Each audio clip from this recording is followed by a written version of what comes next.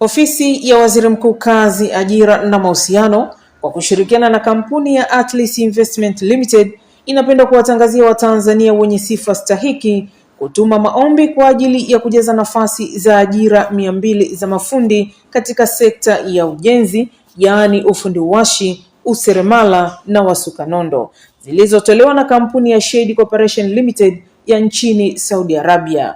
Sifa za muombaji: 1. Awe na elimu ya stashahada kutoka chuo cha ufundi kinachotambulika na serikali. 2. Awe na uzoefu wa miaka 2 na zaidi katika fani ya ufundi seremala, ufundi uwashi, ufundi ujenzi na usukaji nondo. 3. Awe na umri wa miaka 21 hadi 40 na awe mwanaume. Mshahara ni Saudi Riyal 1100 kwa mwezi. Posho ya chakula ni Saudi Riyal 275 kwa mwezi. Mwajiri atagharamia matibabu katika kipindi chote cha ajira. Mwajiri atagharamia tiketi ya kwenda na kurudi baada ya mkataba kuisha.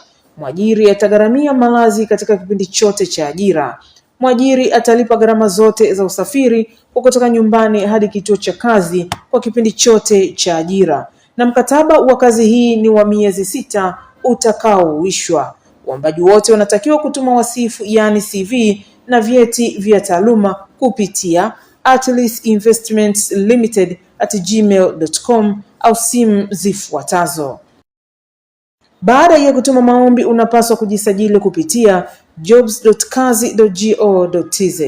Mwisho wa kutuma maombi ni tarehe 30 Agosti 2026. Tarehe ya usaili ni 31 Agosti 2026 na tarehe 1 Septemba 2026 jijini Dar es Salaam, Itumbi Hoteli, Mwembe Chai Magomeni, ghorofa ya 5. Tangazo hili limetolewa na kitengo cha mawasiliano serikali.